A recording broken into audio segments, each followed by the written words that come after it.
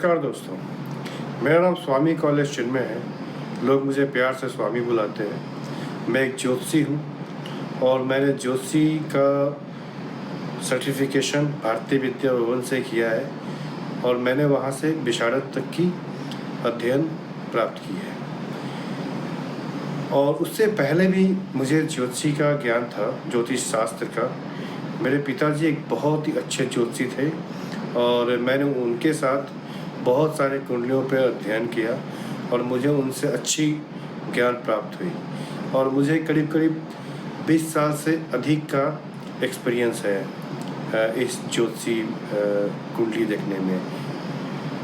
Okay, तो आज मैं शुरुआत करूँगा ज्योतिष शास्त्र के परिचय से, या हम बोल दें कि ज्योतिष शास्त्र कहाँ से शुरुआत हुई है। तो हम सभी जानते हैं ब्रह्मदेव को, जो हमारे रचयिता है विश्व के। उन्होंने ही ज्योतिष शास्त्र का ज्ञान नारद मुनि को दिया था और नारद मुनि ने ऋषि शौंक और अन्य ऋषियों को दिया था। और बृहत्पराशर होरा शास्त्र के रचयिता, जो ग्रंथ है हमारे ज्योतिषियों के लिए, उनके रचयिता महर्षि पराशर, जिनको आप लोग अच्छी खासी जानते होंगे, भली भांति जानते होंगे। महर्षि पराशर ने ये शिक्षा इन्हीं ऋषि मुनियों से लिया हुआ है और उन्होंने ये शिक्षा अपने शिष्य मैत्रेय को दिया। तो मैं ऋषि मैत्रेय के बारे में विस्तार से थोड़ी देर में बताता हूँ। उससे पहले मैं महर्षि पराशर के बारे में बताता हूँ। तो एक बार हुआ क्या, महर्षि पराशर एक यमुना नदी क्रॉस कर रहे थे, या हम बोल रहे नदी क्रॉस कर रहे थे या नदी पार कर रहे थे। तो जिस नाव पर वो बैठे थे, उन्हें अचानक एक ज्योतिषीय गणित का एहसास हुआ ऐसा कि इस टाइम कोई स्त्री जो है गर्भ धारण कर ले तो उससे जो बच्चा होगा वो काफ़ी, मतलब क्या बोले उसको, उन्हें बहुत ही बढ़िया समय के अनुकूल होगा और वो बहुत ही विख्याता होगा। और तो ऐसा उन्होंने एक नाव वाले से कहा। तो उस नाव वाले की बेटी भी थी। उस बेटी को भी आप लोग भली भांति जानते हैं, मैं बताऊंगा अभी। तो नाव वाला तैयार हो गया और उस नाव वाले ने अपनी बेटी को भी तैयार कर लिया बात करके। तो वो गर्भ धारण कर ली। गर्भ धारण करने से पहले उस स्त्री से मछली की गंध आ रही थी, लेकिन जैसे ही उसने गर्भ धारण किया उससे अच्छी खुशबू आने लगी और उसका नाम था मत्स्यगंधा। और गर्भ धारण करने के बाद उनका नाम पड़ा सत्यवती, जिनको हम भली भांति जानते हैं और देखा भी है महाभारत एपिसोड्स में कि जिनकी शादी जो है महाराजा शांतनु से होती है। शायद आप लोगों को याद आ गया होगा। तो ज्योतिषीय गणितेय से हुए बच्चे का नाम वेद व्यास, शायद आप लोग जानते भी होंगे, नाम भी सुना होगा, जिन्होंने भगवत गीता का, जिन्हें हम रचयिता भी बोलते हैं भगवत गीता का, उन्होंने ही जो है भगवत गीता को बोला था और श्री गणेश जी ने उन्हें लिखा था। हाँ, तो उनका नाम वेद व्यास पड़ा। वेद व्यास क्यों पड़ा?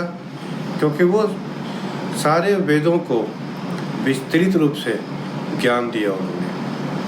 मगर असली नाम उनका कृष्ण द्वैपायन था। कृष्ण द्वैपायन क्यों पड़ा नाम? क्योंकि उनका जो रंग उनका कृष्ण की तरह था, और द्वैप इसलिए क्योंकि वो एक द्वीप पे पैदा हुए थे। तो हमने वेद व्यास के बारे में भी दो नाम जाना है, वेद व्यास और कृष्ण द्वैपायन। क्या आपको पता है कि उनका एक और नाम भी था?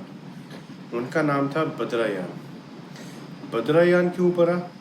क्योंकि जहाँ वो बड़े हुए थे वहाँ पे पेड़ के बहुत सारे पेड़ थे, इसलिए उनको जो है बद्रयान भी बोलते हैं। ये तो हो गए वेद व्यास के बारे में। अब मैं आता हूँ वापस मैत्रेय के बारे में।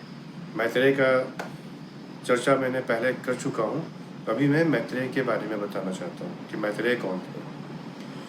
तो हुआ ये था कि एक बार वेद व्यास यूं ही चल रहे थे, तो उन्होंने एक छोटे से कीड़े को बहुत ही घबराहट में इधर उधर भागते हुए देखा उन्होंने। तब वो पूछे कि इतने परेशान क्यों?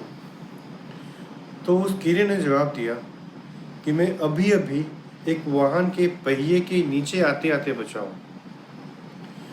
तो वेद व्यास जी ने कहा, अच्छा होता अगर तुम इस जीवन से मुक्ति प्राप्त कर लेते। तो उन्हें ये बात तो समझ में आई उस कीड़े को, लेकिन उसके मस्तिष्क में एक प्रश्न उठा और उनसे पूछा कि अगर मैं मर जाता और मेरी अगली जन्म इससे भी बदतर होती तो मैं क्या करता? तो वेद व्यास ने सोचा कि तो प्रश्न सही कह रहा है। तो उन्होंने दयालु पूर्वक उस कीड़े से कहा कि तुम चिंता मत करो, जब तक तुम मानव निर्मित रूप में जन्म नहीं ले लेते तब तक मैं तुम्हारी रक्षा करूँगा, चाहे इसके लिए तुम्हें कई जन्म लेना पड़े। हुआ भी यही। वेद व्यास जी अपने वायदे पे काम रहे और उस कीड़े को तब तक देखभाल करते रहे जब तक वो एक मानव रूप में पैदा नहीं हो गया। और इस प्रक्रिया में उस कीड़े को काफ़ी जन्म लेना पड़ा। अंत में जाकर उस कीड़े को एक ब्राह्मण का घर मिला पैदा होने के लिए, और उसके माता पिता का नाम पुरुषु और मित्र था। मित्र के नाम पे ही उस बच्चे का नाम मैत्र पड़ा और उसका पूरा देखभाल ऋषि वेद व्यास ने ही किया। और मैंने पहले ही बता दिया है आपको कि ऋषि मैत्रेय को महर्षि पराशर ने ही ज्ञान दिया था ज्योतिष शास्त्र का। अब मैं आता हूँ इस बात पे, उन्होंने ज्ञान तो दिया, लेकिन किस तरह से दिया? उन्होंने ज्ञान दिया है प्रश्न उत्तर के रूप में। जो बृहद पराशर होरा शास्त्र है, जो विष्णु पुराण से आया है, विष्णु पुराण अगर हम देखते हैं तो उसमें प्रश्न उत्तर ही है। प्रश्न कौन कर रहा है? प्रश्न कर रहे हैं ऋषि मैत्रेय। और उत्तर कौन दे रहे हैं? उत्तर दे रहे हैं महर्षि पराशर। हमें ज्योतिष शास्त्र को शुरुआत करने के लिए सबसे पहले इन दिव्य चरित्रों के बारे में जानना बहुत ज़रूरी है। तभी हम समझ पाएंगे कि ये कहाँ से उत्पन्न हुआ, इसका इतिहास क्या है, ये कहाँ से शुरुआत हुआ। ये जानना मैं समझता हूँ कि हर ज्योतिषियों को ज़रूरी है। तो दोस्तों, ये तो मैंने बताया कि ज्योतिष शास्त्र का शुरुआत कहाँ से हुआ। अब मैं आपको बताता हूँ कि ज्योतिष शास्त्र हमारी विरासत या हमारा उत्तराधिकार कैसे है। तो ज्योतिष शास्त्र वेदों के सभी अंगों में शामिल होता है। वेद शब्द की उत्पत्ति विद शब्द से हुई है, जिसका अर्थ होता है ज्ञान। तो जैसा मैंने कहा कि ज्योतिष शास्त्र वेदांग से ही लिया हुआ है, वेदांग में शामिल भी है। तो विस्तारित वेद हैं ऋग्वेद, जिससे हमें मिलती है प्रार्थना और स्तोत्र के बारे में शिक्षा। फिर है यजुर्वेद। यजुर्वेद से हमें कर्मकांड मतलब रिचुअल्स जिसको हम बोलते हैं और प्रार्थना के बारे में पता चलता है। तीसरा है सामवेद। सामवेद से हमें पता चलता है कि हम अपने मस्तिष्क को कैसे शांत रख सकते हैं। और चौथा है अथर्ववेद, जिसमें हमें पता चलता है कि मोहन सम्मोहन, रोग निदान, ज्योतिष इत्यादि को विस्तार रूप से हम अध्ययन करते हैं। तो ये तो हो गए जी 4 वेद। तो ये तो वेद थे जिसके बारे में मैंने भी आपको बताया। अब मैं बता रहा हूँ वेदांग के बारे में। जैसा मैंने पहले बताया कि ज्योतिष शास्त्र वेदांगों में शामिल है। वो कौन कौन से वेदांग हैं जिनमें ये शामिल है या जिनसे हमें से ज्ञान प्राप्त होता है? तो वो है 6 वेदांग। कौन कौन से? शायद आपको पता हो। पहला है शिक्षा। किस प्रकार की शिक्षा? ध्वनि की शिक्षा, ध्वनि संबंधित शिक्षा। ध्वनि क्या है? जो हम आवाज़ निकाल रहे हैं वो ध्वनि है, जिसको हम सुन रहे हैं। दूसरा क्या है? कल्प। कल्प क्या है? रिचुअल्स, धर्म संस्कार। तीसरा है व्याकरण। व्याकरण जिससे हम लिखने और बोलने में शुद्धि ला सकें। चौथा है निर्कुट। निर्कुट क्या होता है? Any guess? बताइए।